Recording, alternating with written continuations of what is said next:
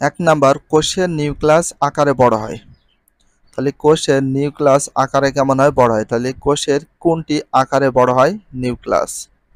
তাহলে কোষের কোনটি আকারে বড় হয়? নিউক্লিয়াস। 2 নাম্বার, পানি বিয়োজনের ফলে নিউক্লিয়াসের জালিকা ভেঙে, পানি বিয়োজন মানে পানি কমে যাওয়ার ফলে নিউক্লিয়াসের জালিকা ভেঙে গিয়ে কতগুলো নির্দিষ্ট সংখ্যক আঁকাবাঁকা সুতার মতো অংশের সৃষ্টি হয়? এগুলোকে ক্রোমোজোম বলে।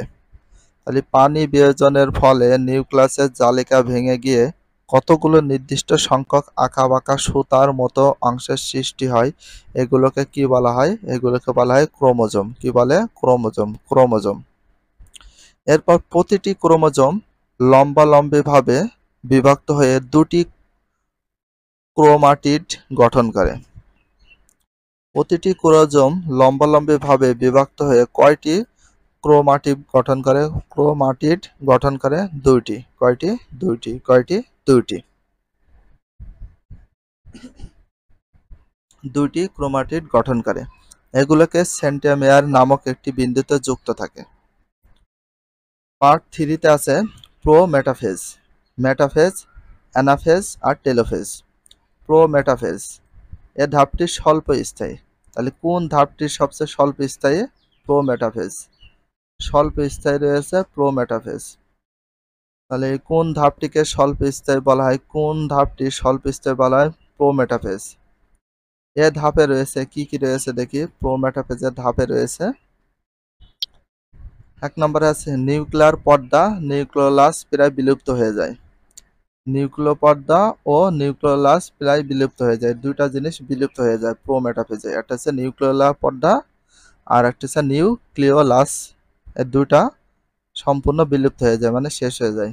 2 নাম্বার, কোষের উত্তর মেরু থেকে দক্ষিণ মেরু পর্যন্ত বিস্তৃত কতগুলো তন্তুর আবির্ভাব ঘটে? তাহলে কোষের উত্তর মেরু থেকে দক্ষিণ মেরু পর্যন্ত বিস্তৃত কতগুলো কিসের আবির্ভাব ঘটে? তন্তুর আবির্ভাব ঘটে। কিসের আবির্ভাব? তন্তুর আবির্ভাব। এগুলো মাকুর আকৃতি ধারণ করে, তাই একে স্পিন্ডল যন্ত্র বলে। এগুলো কি আকৃতি ধারণ করে? মাকুর আকৃতি ধারণ করে। কি আকৃতি ধারণ করে? মাকুর আকৃতি ধারণ করে। আকৃতি ধারণ করে, তাই এদেরকে যে যে মেটাফোজ বা কোষগুলো মাকুর আকৃতি ধারণ করে তাকে কি বলা হয়? স্পিন্ডল যন্ত্র। স্পিন্ডল যন্ত্র।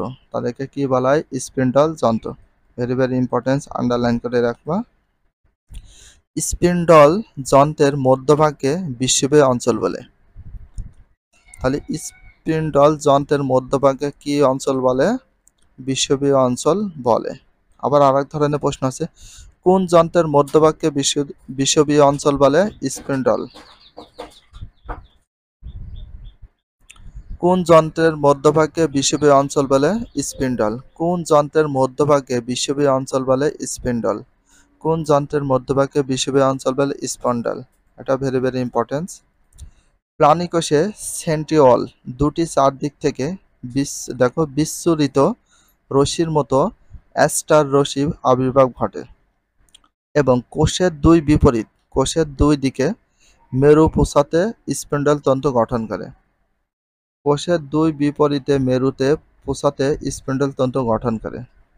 তাহলে কোষের দুই বিপরীত মেরুতে পৌঁছাতে কি গঠন করে?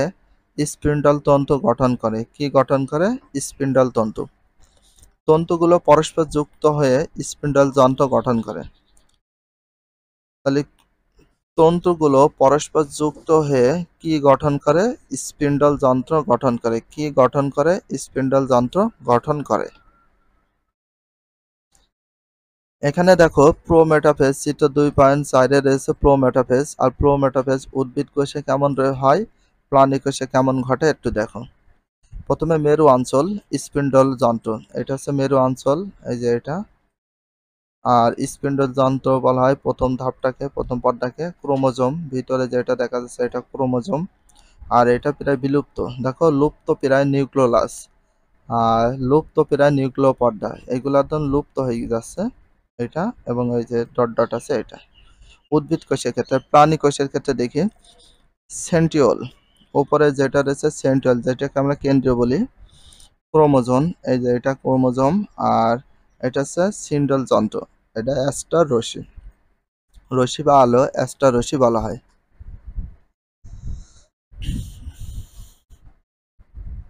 মেটাফেজ এ ধাপে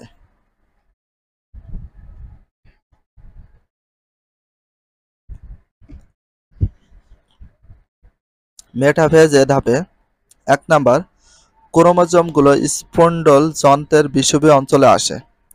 ক্রোমোজোমগুলো স্পন্ডল যন্ত্রের বিষুবীয় অঞ্চলে আসে এবং সেন্ট্রোমিয়ারের সাথে তন্তু দিয়ে আটকে থাকে। সেন্ট্রোমিয়ারের সাথে তন্তু দিয়ে কি থাকে? আটকে থাকে। এ ধাপে ক্রোমোজোমগুলো সবচেয়ে খাটো মোটা দেখায়। তাহলে ক্রোমোজোমগুলো সবচেয়ে ছোট এবং খাটো মোটা দেখায় কোন ধাপে? মেটাফেজ ধাপে। মেটাফেজ ধাপে ক্রোমোজোমগুলো সবচেয়ে খাটো মোটা দেখায় কোন ধাপে? মেটাফেজ ধাপে। মেটাফেজ ধাপে ভেরি ভেরি ইম্পর্টেন্স বা বেস্ট অফ ইম্পর্টেন্স। সবচেয়ে খাটো মোটা দেখায় ক্রোমোজোমগুলো সবচেয়ে খাটো মোটা দেখায় কোন ধাপে? মেটাফেজ ধাপে। মেটাফেজ ধাপে। তাহলে মেটাফেজ ধাপে ক্রোমোজোমগুলো সবচেয়ে কি দেখায়? খাটো ও মোটা দেখায়। খাটো ও মোটা দেখায়। দেখো চিত্র 2.5 রয়েছে মেটাফেজ। এটা উদ্ভিদ কোষের ক্ষেত্রে ঘটেছে এবং প্রাণী কোষের ক্ষেত্রেও ঘটেছে। দেখো উদ্ভিদ কোষের ক্ষেত্রে রয়েছে সেন্ট্রোমিয়ার, এটা হচ্ছে সেন্ট্রোমিয়ার, এটা বিষুবীয় অঞ্চল, এটাকে বলা হয় স্পন্ডল তন্তু, আর ভিতরে যেটা দেখা যায় এটাকে বলা হয় ক্রোমোজোম, আর মেরু অঞ্চল শেষেরটাকে আমরা বলি মেরু অঞ্চল। আর প্রাণী কোষে ঘটেছে দেখো ক্রোমাটিডয়। ক্রোমাটিডয় এটা আর এটা ক্রোমাটিডয় দুইটি বলে এই জন্য ক্রোমাটিডয় দুইটা দিয়েছে। আর এটাকে বলা হয় বিষুবীয় অঞ্চল, আর এইগুলোকে বলা হয় স্পন্ডল তন্তু। আর এখানে যেটা আছে মাঝখানেরটা এটাকে বলা হয় সেন্ট্রোমিয়ার। এটা প্রাণী কোষের ক্ষেত্রে ঘটেছে। ভিডিওটি এখানে শেষ করছি। যদি ভিডিওটি ভালো লাগে চ্যানেলে সাবস্ক্রাইব করতে ফলো করে দিও, তার সাথে একটা লাইক এবং একটা কমেন্ট করে দাও। নেক্সট ভিডিও পাওয়ার জন্য অবশ্যই বেল আইকনটা অল করে রাখো, যাতে নিউ ভিডিও আপলোডের সাথে সাথে সর্বপ্রথম তোমাদের কাছে নোটিফিকেশনটা পৌঁছে যায়। If you love this video please subscribe my channel, like comment share, hit the bell icon for getting next video. So everyone take care, love you, আল্লাহ হাফেজ, বাই বাই।